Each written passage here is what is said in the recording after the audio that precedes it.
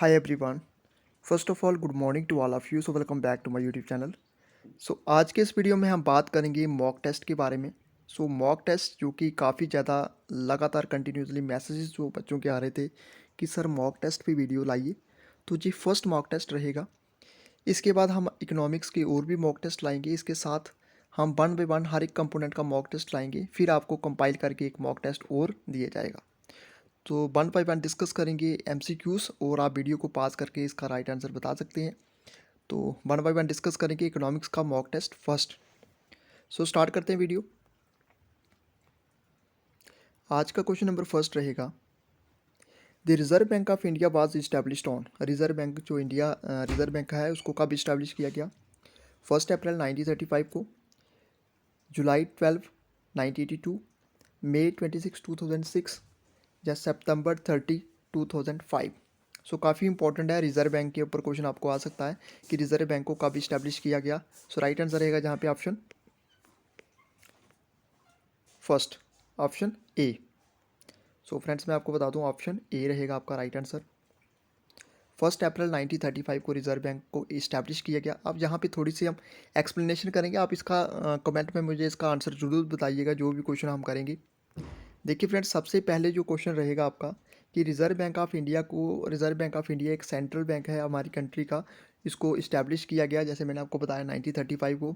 Originally जो इसने share holder start किया बैंक में विद द शेयर ऑफ, इसमें फर्स्ट जो इनिशियल शेयर कितना था 5 करोड़ था, जिसको 2 शेयर में डिवाइड किया गया 100 each fully paid. But since January 1949 the reserve bank has been nationalised. तो रिजर्व बैंक को नेशनलाइज किया गया 1949 को।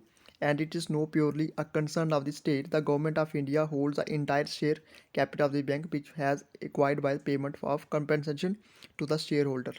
तो जहाँ भी फ्रेंड्स देख सकते हैं, सबसे पहले आपके लिए इंपॉर्टेंट रहेगा कि रिजर्व बैंक ऑफ इंडिया को कब इस्टेब्लिश किया गया। जहाँ पे आंसर रहेगा आपका अप्रैल 1 1935। सेकेंडली हम बात करेंगे कि रिजर्व बैंक का फर्स्ट इनिशियल जो है इनिशियल कैपिटल कितना था 5 करोड़। थर्ड हम बात करेंगे रिजर्व बैंक को नेशनलाइज कब किया गया। आंसर रहेगा आपका 1949 को रिजर्व बैंक ऑफ इंडिया को नेशनलाइज किया गया और ये हमारी कंट्री का सेंट्रल बैंक है। इसके बाद कुछ और इंपॉर्टेंट पॉइंट्स की बात करेंगे जहाँ पे फ्रेंड्स हम और इम्पोर्टेंट पॉइंट्स की बात करेंगे जहाँ पे रिजर्व बैंक ऑफ इंडिया कौन से एक्ट के अकॉर्डिंगली इसको इस्टेब्लिश किया गया। एक्ट था 1934। एक्ट कौन सा था 1934 के अकॉर्डिंगली इसको इस्टेब्लिश किया गया। अब इसके पीछे रीज़न क्या था कि रिज़र्व बैंक ऑफ इंडिया को इस्टेब्लिश करना। तो इसमें बहुत सारे रीज़न थे। तो मैं आपको जहाँ पे इम्पोर्टेंट बताऊँगा कि रीज़न क्या था। फ्रेंड्स अगर हम बात करें 1920s के दौर में, 1920 के दौर में बहुत सारे बैंक इंडिया में खुलते हैं। वो अपनी मर्ज़ी से लोगों से इंटरेस्ट चार्ज करते थे। फिर उनकी जो है एक काफ़ी ज़्यादा जब लोग नाराज़ हो जाते हैं तो वो किसके पास जाते हैं, ब्रिटिश गवर्नमेंट के पास, क्योंकि उस समय ब्रिटिश गवर्नमेंट थी। ब्रिटिश गवर्नमेंट के पास जाते हैं कि ये बैंक जो है हमारे से ज़्यादा चार्ज कर रहे हैं। ठीक है फ्रेंड्स। तो उसके बाद जहाँ पे हम बात करेंगे, जहाँ पे इसके बाद क्या होता है, इसके बाद ब्रिटिश गवर्नमेंट इसको पूरा एनालाइज करती है और एक कमीशन बनाती है उस कमीशन का नाम था जंग हिल्टन कमीशन। ठीक है। तो वो जंग हिल्टन कमीशन कब बनता है 1926 को। 1926 को उसको रॉयल कमीशन भी बोलते हैं फ्रेंड्स। जंग हिल्टन कमीशन को ही रॉयल कमीशन बोलते हैं। 1926 में जब ये बनता है, 1926 के बाद इसको क्या किया जाता है, फिर एक एक्ट लाया जाता है 1934। उसी एक्ट में लिखा होता है कि आरबीआई इसमें क्या क्या वर्क करेगी, आरबीआई क्या क्या क्या काम होगा। तो जहाँ पे मैं आपको बता दूँ, और 1934 के एक्ट के अकॉर्डिंगली 1935 1 अप्रैल 1935 को आरबीआई को इस्टेब्लिश किया गया। आई होप आपके लिए इतना क्लियर होगा। बात करेंगे क्वेश्चन नंबर सेकंड की। RBI was establish on the recommendation of which commission. ये आपके लिए मैंने क्वेश्चन आप ही बताया। आंसर क्या रहेगा इसका, हिल्टन जंग कमीशन। हिल्टन जंग कमीशन रहेगा इसका right answer. Question number third, who was the first governor of reserve bank of India from Indian origin. जहाँ पे क्वेश्चन को आपने जब भी पढ़ना है फ्रेंड्स उसको कंप्लीट पढ़ना है। जहाँ पे ये नहीं लिखा हुआ first governor of reserve bank of India तो आपने सीधा टिक कर लिया। तो जहाँ पे क्या लिखा हुआ फ्रेंड्स, अगर दो वर्ड को देखो क्या लिखा हुआ इंडियन ओरिजिन। तो जहाँ पे मतलब क्वेश्चन पूछा गया है कि पहला ऐसा गवर्नर कौन था रिजर्व बैंक ऑफ इंडिया का जो कि इंडियन ओरिजिन का था, यानी कि वो इंडिया का था। ऑप्शन है सर रजवान Smith, C Rajagopalachari, L K Jha या C D Deshmukh. Right answer रहेगा जहाँ पे C D Deshmukh. C D Deshmukh पहले गवर्नर थे इंडियन ओरिजिन के, फर्स्ट गवर्नर। और जहाँ पे अगर आपको क्वेश्चन पूछा जाता है पहले गवर्नर कौन थे, जहाँ पे अगर मैं बोलता हूँ कि यहाँ पे इंडियन रीजन में नहीं लिखता हूँ, जहाँ पे मैं अगर नहीं लिखता हूँ इंडियन रीजन, तो पहले गवर्नर कौन थे आरबीआई के, फर्स्ट गवर्नर थे सर असबॉर्न स्मिथ। ये आंसर रहेगा आपके लिए सर असबॉर्न स्मिथ। तो अगर आपको क्वेश्चन पूछा जाता है कि इंडियन रीजन के पहले गवर्नर, सो सी डी देशमुख।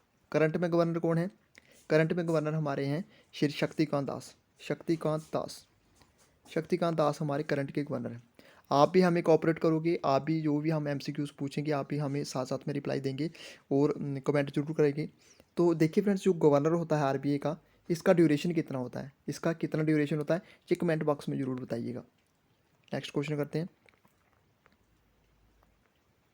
क्वेश्चन नंबर 4 कहता है ऑथर कौन है बुक का प्लान्ड इकोनॉमी ऑफ इंडिया। काफ़ी इंपॉर्टेंट क्वेश्चन है।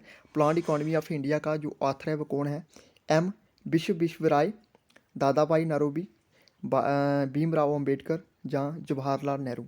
सो काफ़ी इंपॉर्टेंट है। सो राइट आंसर रहेगा जहाँ पे एम विश्वेश्वराय। ठीक है, ये आप देख सकते हैं। जहाँ पे मैं आपको बता दूँ, इसमें जो आंसर है एम विश्वेश्वराय जो है ये थे दीवान थे मैसूर के फ्रॉम 1912 से लेके 1918 तक। इन्होंने रिसीव किया इंडिया का हाईएस्ट ऑनर। हाईएस्ट ऑनर कौन सा है, भारत रत्न। और भारत रत्न अवार्ड को कब स्टार्ट किया गया था, 1954 में। हर साल कितने लोगों को भारत रत्न अवार्ड दिया था, 3 लोगों को। 1954 को स्टार्ट हुआ, लास्ट में कब दिया गया, 2019 को। उसके बाद भारत रत्न अवार्ड नहीं दिया गया क्योंकि कोविड की वजह से। अब जहाँ पे भारत रत्न अवार्ड मिला इन 1955, ही रोट अ बुक, इन्होंने बुक लिखी plant economy for India in 1934। ये आपको ईयर भी याद होना चाहिए कि 1934 को प्लांट इकोनॉमी या बुक को इन्होंने लिखा। अब जहाँ पे मैं इंपॉर्टेंट पॉइंट को बात कर इंपॉर्टेंट पॉइंट्स की बात करेंगे। एक टर्म है प्लानिंग कमीशन। प्लानिंग कमीशन जो होता है 5 ईयर प्लान जो इंडिया में लाया गया, 5 ईयर प्लान, जहाँ पे प्लानिंग कमीशन की चेयरमैन कौन होते थे। फर्स्ट अगर आपको क्वेश्चन पूछा गया कि फर्स्ट चेयरमैन कौन था प्लानिंग कमीशन का, सो राइट आंसर रहेगा जवाहरलाल नेहरू, पंडित जवाहरलाल नेहरू। क्योंकि जो प्राइम मिनिस्टर होता था वही चेयरमैन होता था प्लानिंग कमीशन का। तो ये आपको काफ़ी ज़्यादा इंपॉर्टेंट है। भीमराव अम्बेडकर के बारे में आप सभी जानते हैं, ड्राफ्टिंग कमेटी के चेयरमैन थे जब हमारा कॉन्स्टिट्यूशन लिखा गया। उसके बाद ये काफ़ी जो इंपॉर्टेंट पॉइंट्स है जो मैंने आपसे डिस्कस कर लिए। ठीक, इसके बाद हम बात करेंगे नेक्स्ट क्वेश्चन की। नेक्स्ट क्वेश्चन कहता है कि फिजिकल पॉलिसी जो है, फिजिकल पॉलिसी इन इंडिया, इसको फॉर्मुलेट कौन करता है। क्या इसको reserve bank of India formulate करता है, क्या इसको प्लानिंग कमीशन फॉर्मुलेट करता है, या इसके बाद इसको फाइनेंस मिनिस्ट्री करती है, या securities and exchange board of India करता है। सो राइट आंसर यहाँ पे रहेगा friends option C. Option C यानी कि मिनिस्ट्री ऑफ फाइनेंस करती है। सो काफ़ी इंपॉर्टेंट है जहाँ पे physical policy in India is formulated bye. तो इसके लिए काफ़ी ट्रिकी क्वेश्चन पूछती है जीकेएसएसबी। जहाँ पे आपके पास रिजर्व बैंक ऑफ इंडिया होगा, प्लानिंग कमीशन होगा, फाइनेंस कमीशन होगा, तो काफ़ी सारे बच्चों का फिजिकल पॉलिसी के ऊपर क्वेश्चन आएगा तो रिजर्व बैंक नहीं, रिजर्व बैंक नहीं है, जहाँ पे आपका फाइनेंस मिनिस्ट्री रहेगी। तो जहाँ पे इंपॉर्टेंट पॉइंट्स को डिस्कस करेंगे। फिजिकल पॉलिसी जो है एक पॉलिसी, ऐसी पॉलिसी है जो डिसाइड क्या करती है कितना गवर्नमेंट खर्च करेगी और कितना गवर्नमेंट हाउ मच सिटीजन पे इन टैक्सेस। ठीक है, यानी कि कितना गवर्नमेंट का एक्सपेंडिचर होगा और कितना गवर्नमेंट उसमें टैक्स लगाएगी। ये इसका फिजिकल पॉलिसी का मेन मोटिव होता है। और ये जो पॉलिसी होती है इसको यूज़ किया जाता है either reverse recession, unemployment or to decrease inflation. या तो इन्फ्लेशन को डिक्रीज करने के लिए, जहाँ अनएम्प्लॉयमेंट ज़्यादा हो तब इस पॉलिसी को यूज़ किया जाता है, या रिवर्स रिसेशन के बारे में, जब रिवर्स रिसेशन होता है तब इसको यूज़ किया जाता है। रिवर्स रिसेशन कब होता है, हमारी इकोनॉमी रिसेशन में कब जाती है, जब ऐसे कोविड-19 में देखा था कि रिवर्स मतलब रिसेशन तक हमारी, रिवर्स नहीं, रिसेशन तक हमारी इकोनॉमी जो है पहुंच गई थी। क्योंकि जहाँ पे जितने भी सोर्स ऑफ इनकम थे वो टोटली सारे बंद हो गए थे। ठीक है, प्राइवेटेशन टोटली कंप्लीट बंद हो गई थी। ठीक है, अब जहाँ पे बात करेंगे नेक्स्ट हम, ये आपके लिए क्लियर हो गया। फाइनेंस मिनिस्टर कौन है हमारे, करंट में हमारे फाइनेंस मिनिस्टर कौन है, श्रीमती निर्मला सीतारमण। चलो जी नेक्स्ट क्वेश्चन। नेक्स्ट क्वेश्चन कहता है economic survey in India is published by the. Economic survey जो इंडिया में होता है उसको कौन पब्लिश करता है, क्या इसको रिजर्व बैंक ऑफ इंडिया करता है, नीति आयोग करता है, ministry of finance, government of India, या इसका आप आंसर आ गया ऑप्शन डी। इसमें आपका आ गया ministry of industries, government of India. So right answer क्या रहेगा, ऑप्शन सी। ऑप्शन सी रहेगा फ्रेंड्स यहाँ पे right answer. Option C friends रहेगा जहाँ पे right answer, ministry of finance, government of India, ये रहेगा इसका। फ्रेंड्स नीति आयोग क्या है, नीति आयोग कौन से ऐसे पॉलिसी थी या कौन सा इसका ऐसा कमीशन था जिसको रिप्लेस करने के बाद नीति आयोग बनाया गया। 5 ईयर प्लान चलता था, प्लानिंग कमीशन को रिप्लेस करने के बाद नीति आयोग को बनाया गया था। इकोनॉमिक सर्वे जो है पब्लिश किया जाता है किसके द्वारा, ministry of finance, government of India. अब जहाँ पे क्वेश्चन है काफ़ी इंपॉर्टेंट रहेगा आपके लिए कि जहाँ पे है कि रेपो रेट का क्या मीनिंग होता है। क्या रेपो रेट का मीनिंग क्या होता है? Rate at which RBI lends commercial bank in place of government securities या rate at which commercial bank lend the client. So मैं आपको बताऊंगा जहाँ पे पॉइंट डिस्कस करेंगे। ऑप्शन ओनली ए और सेकंड है, जहाँ बोथ ए एंड बी, या नन ऑफ द आंसर रहेगा ए, ओनली फर्स्ट। अब जहाँ पे डिस्कस करेंगे रेपो रेट के बारे में। रेपो रेट क्या होता है फ्रेंड्स? ऐसा रेट होता है जो कि आरबीआई क्या करती है, लोन देती है किसको? कमर्शियल बैंक्स को। ठीक है, आरबीआई जब कमर्शियल बैंक्स को लोन देती है, किस रेट पे दे रही है, उसको हम बोलेंगे रेपो रेट। और रिवर्स रेपो रेट में क्या होता है कि एक बैंक है, बैंक के पास पैसे ज़्यादा हैं या उसके पास पैसे हैं, तो वो चाहता है कि वो पैसे जहाँ पे इन्वेस्ट करे, तो आरबीआई क्या करता है, वो आरबीआई के पास पैसे रखता है। ठीक है, उस पैसे के बदले में आरबीआई उसको जो इंटरेस्ट देती है उसको हम बोलते हैं रिवर्स रेपो रेट। ठीक है, इसको आपने क्लियर करना है। RBI rate at which RBI lends commercial bank in place of government securities.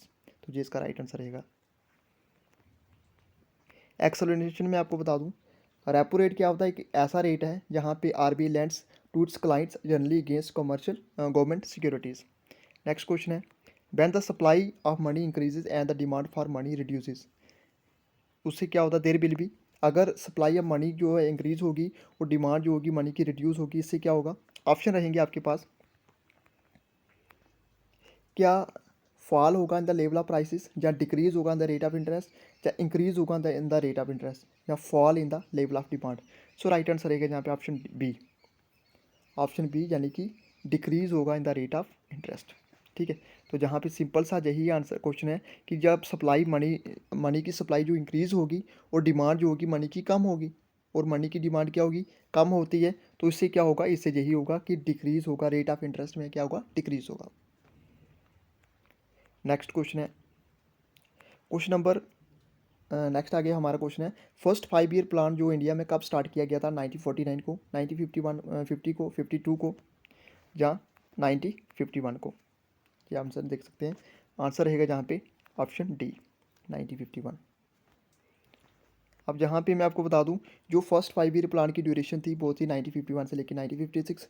इसमें जो इस प्लान को सक्सेसफुली अचीव किया गया, 3.6 ग्रोथ रेट रहा इसका, बास मोर देन इट्स टारगेट, यानी कि इसके टारगेट से इसको ज़्यादा अचीव किया गया। अब जहाँ भी इंपॉर्टेंट पॉइंट की बात करेंगे, फर्स्ट 5 ईयर का प्लान का विजन क्या था? एग्रीकल्चर डेवलपमेंट के लिए। ठीक है फ्रेंड्स, एग्रीकल्चर डेवलपमेंट के लिए। और फर्स्ट 5 ईयर प्लान जो था, फर्स्ट 5 ईयर प्लान के लिए काफ़ी इंपॉर्टेंट है, कौन से मॉडल के ऊपर बेस्ड था? Harrod Domar model. Harrod Domar model. पहला चेयरमैन कौन था प्लानिंग कमीशन का? फर्स्ट चेयरमैन था पंडित जवाहरलाल नेहरू, यानी कि प्राइम मिनिस्टर थे। जो भी प्राइम मिनिस्टर होते थे वो कौन से होते थे? प्लानिंग कमीशन के चेयरमैन होते थे। तो आप देख सकते हैं यहाँ पे 5 ईयर फर्स्ट प्लानिंग चला, तो जहाँ पे मैं आपको थोड़ा बता देता हूँ, 1951 से लेके 56 पहला प्लानिंग कमीशन, 56 से लेके 61 सेकेंड, 61 से लेके 66 थर्ड 5 ईयर प्लान में क्या होता है? Third 5 year plan totally fail हो जाता है। जहाँ पे रीज़न क्या था, मैं आपको 5 ईयर प्लान का मैंने वीडियो बनाया था, आप उसको देख सकते हैं, जहाँ पे आपको बता रहा हूँ थर्ड 5 ईयर प्लान टोटली क्या होता है? फेल हो जाता है, क्योंकि जहाँ पे 2 बार होती है, एक 1962 को बार होती है, एक 1965 को। ठीक है, 62 चाइना के साथ है, 65 पाकिस्तान के साथ। इस तरीके से जो बार होती है, तो बार होने के बाद क्या है, टोटली जहाँ पे इकॉनमी ठप हो जाती है, तो जहाँ पे जो थर्ड 5 ईयर प्लान फेल हो जाता है। 1966 से लेकर 69 तक फिर प्लान हॉलीडेज डिक्लेयर किया जाता है। और प्लान हॉलीडेज में क्या चीज़ें, किस चीज़ों के ऊपर जोर दिया जाता है? इंडस्ट्रियल डेवलपमेंट और एग्रीकल्चर डेवलपमेंट। ठीक है, इस दोनों चीज़ों के ऊपर प्रॉपरली इसको जोर दिया जाता है। तो ये आप देख सकते हैं, प्लान हॉलीडे आया आपका 1966 से लेके 1969। अब बात करेंगे नेक्स्ट क्वेश्चन की। नेक्स्ट क्वेश्चन कहता है, विच programme given the slogan of गरीबी हटाओ। इसमें कौन सा प्लान था जिसमें एक स्लोगन दिया गया कि गरीबी हटाओ? 7th 5 ईयर प्लान था, थर्ड 5 ईयर प्लान था, 6th 5 ईयर प्लान था, जहाँ 5th 5 ईयर प्लान था? सो आंसर यही है, 5th 5 ईयर प्लान, क्योंकि थर्ड 5 ईयर प्लान आपका टोटली फेल हो गया था। जैसे मैंने आपको बताया, थर्ड 5 ईयर प्लान जो है टोटली फेल हो गया था। आप जहाँ पे देख सकते हैं, जी उस समय गवर्नमेंट थी, उस समय गवर्नमेंट की बात करें तो 5th 5 ईयर प्लान की बात करें तो इंदिरा गवर्नमेंट थी, इंदिरा गांधी की गवर्नमेंट थी। Indira Gandhi political opponents campaign on the slogan, जिसको उन्होंने क्या स्लोगन दिया था? इंदिरा हटाओ। ठीक है, remove Indira, but Indira Gandhi tweaked it and renamed as गरीबी हटाओ, रिमूव पॉवर्टी। ठीक है, उस समय जो अपोनेंट थे कांग्रेस के, उन्होंने एक नारा दिया, जैसे उन्होंने नारा दिया इंदिरा हटाओ, इसको मतलब इंदिरा को रिमूव करो।